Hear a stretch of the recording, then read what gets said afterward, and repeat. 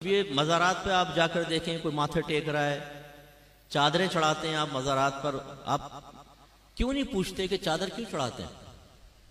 क्या basic concept है इसके पीछे? इसमें बुजुर्ग का क्या फायदा है, आपका क्या फायदा है? कहां कुरान और हदीस में लिखा है कि मज़ार के ऊपर चादर चढ़ाओ? हमने इसको एक ऐसी रस्म बना लिया है कि उर्स चादर चढ़ाने के बगैर पूरा ही नहीं होगा। हर शख्स चादरों की मन्नत मान रहा है कि जी मेरा काम हो गया तो मैं फुला मजार पे चादर चढ़ाऊंगा। भाई क्यों मान रहे हो मन्नत, जरा बताओ तो सही ना। अपने आप से क्वेश्चन करो, क्यों चढ़ा रहे हो आप चादर मन्नत की? इसमें कौन, किसने मन्नत मानी थी? नबी ने मानी थी, सहाबा ने तस्वुर दिया मजार पे चादर चढ़ाने का? कहां से आया ये?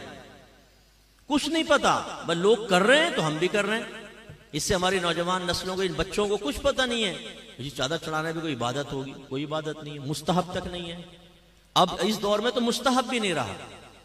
एक दौर था कि जब कब्रिस्तान आम बना दिए जाते थे, उसमें किसी आलिम की कब्र है, किसी नबी की कब्र है, फर्ज कर लें सहाबा की है, तो लोग अदब से दूर होने लगे। तो वो कबूर पे चढ़ रहे हैं साहब, तो वो जो अशरफुल कौम की कब्र है उसकी भी बेहुरमती हो रही है। तो भाई चलो एक कपड़ा डाल दो यार, ताकि फर्क तो हो जाए, आने वाले को पता चले किसी बुजुर्ग की कब्र है दूसरी, तो एक चादर डाल दी उधर। बस ये बेसिक कॉन्सेप्ट था। फिर बाद में जब बुजुर्ग आने दिन फौत होने लगे तो लोग जैसे आकर फातिहा वगैरह पढ़ रहे हैं, बैठ के कुरान पढ़ रहे हैं, धूप पड़ रही है, तो इरादा किया कि भाई कुब्बा बना दिया जाए कि इमारत साहिब मज़ार के लिए, ताकि लोग आके उसके साए में आराम से पढ़ सकें। और ख़ास तौर पे जब साल गुजरता था, जिसको हम आजकल उर्स कहते हैं, तो फिर लोग आएंगे, बैठेंगे, कसीर तादाद होती है कि चलो भाई फिर एक इमारत बन गई।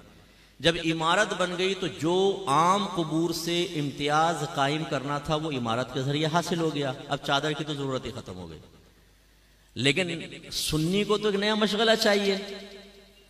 जो नया मशगला शुरू हो जाए उसको कभी नहीं छोड़ेगा, असली दीन को घर में दाखिल नहीं होने देगा। उन्होंने कहा भाई कुब्बा बन गया, अभी चादर की रस्म तो चले। वो चल पड़ी साहब रस्म।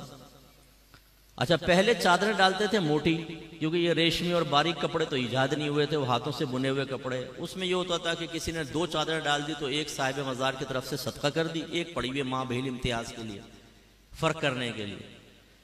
बाकी एक नहीं थी रस्में पहले। अब सूरत हाल ये, जो मज़ार पे चादर डलती है जरा देख लें आप। एक तो पहले उसमें पूरा लिखा होता है कलमा पाक या आयतल कुर्सी, कि आप उसे किसी और काम में इस्तेमाल ही नहीं कर सकते।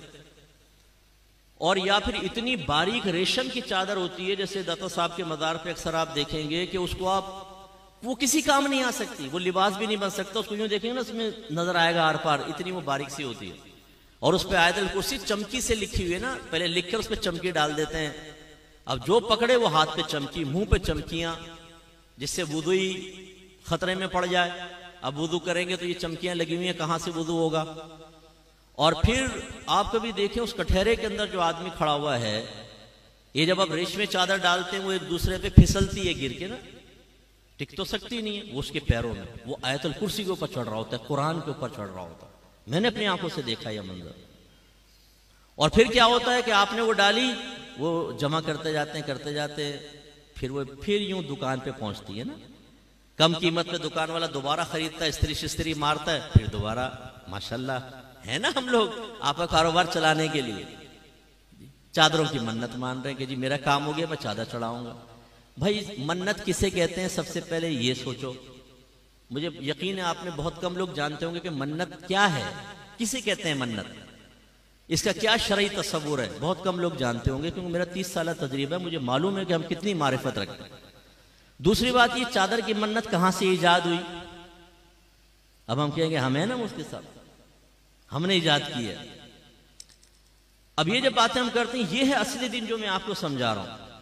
हमारे वो लोग जिन्होंने इन चीजों को प्रमोट किया है, हमारे अहले सुन्नत में इनको डाल कर हमें बिदती कहलवाया, हमें कब्र परस्त कहलवाया, इनके मकासिद को पहुंचती है ठेस। वो पीर की शक्ल में भी आपको नजर आएगा, वो मुकर्रिर की शक्ल में भी नजर आएगा, वो मुस्लिह की, वो मुवल्लिग की शक्ल में भी नजर आएगा।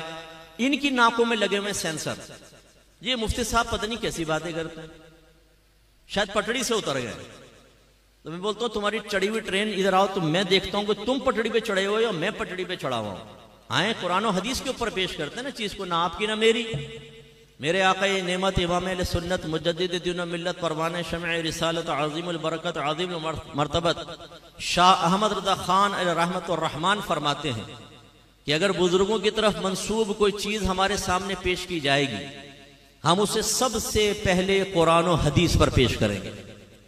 अगर उसके मुताबिक होगी तो कबूल करेंगे, अगर उसके खिलाफ होगी तो हम ये कहेंगे कि ये हमारे बुजुर्गों ने नहीं किया, बल्कि नफ्स परस्तों ने ये काम करके हमारे बुजुर्गों की तरफ मंसूब कर दिया। ये मैं तो नहीं कह रहा हूं, पढ़े जरा फतावा रज़विया। अच्छा, ये भी एक मेरा दर्द है बहुत बड़ा जी। कंजुल ईमान पढ़ें, बेहतरीन तर्जमा कुरान है, बेहतरीन तर्जमा कुरान। उससे कान में पूछो, तूने पढ़ा कभी कंजुल ईमान पूरा? नहीं, आज तक नहीं पढ़ा होगा, आज तक नहीं पढ़ा होगा। खुद कंजुल ईमान पढ़ा नहीं है जी, पढ़े बेहतरीन तर्जमा कुरान। वाकई वो बेहतरीन है, लेकिन पढ़ो तो सही भाई। आला हजरत कातिए बिदअत थे, बिदअत का कला कमा कर दिया। कहां किया है? आपको कैसे पता चला? आप कहेंगे जी फतावा रज़विया पढ़े। अच्छा, तुमने पढ़ा है? आप में से बहुत से ऐसे होंगे जिन्होंने आज तक फतावा रज़विया को हाथ में लेकर नहीं देखा होगा, शक्ल ही नहीं देखी होगी फतावा रज़विया की कि कुछ है ये भी। यानी हम लोग बिल्कुल बस वो रस्म के पीछे लगे हुए हैं। हमारे अकाबरीन ने जो बातें बयान की उसको फरामोश कर चुके हैं। आज नात खान हमें दीन सिखाएगा, आज ये पेशेवर मुकर्रीन हमें दीन सिखाएंगे, इनके पीछे हम चलने के लिए तैयार हैं। और पूरा मसला के अहले सुन्नत हमने बदनाम करके रख दिया। ऐसे धमाल शमाल मज़ारों के ऊपर कोई तस्वुर नहीं है, ढोल ढमक्कों का कोई तस्वुर नहीं है। आपको अगर बिठाकर आपके कान के पास धन धन धन धन ढोल बजाया जाए, बताएं आप खुश होंगे कि तकलीफ होगी? जोर से बोलें। और आप साहिब मज़ार के पास दम धड़म दम दम धड़म दम दम धड़म दम।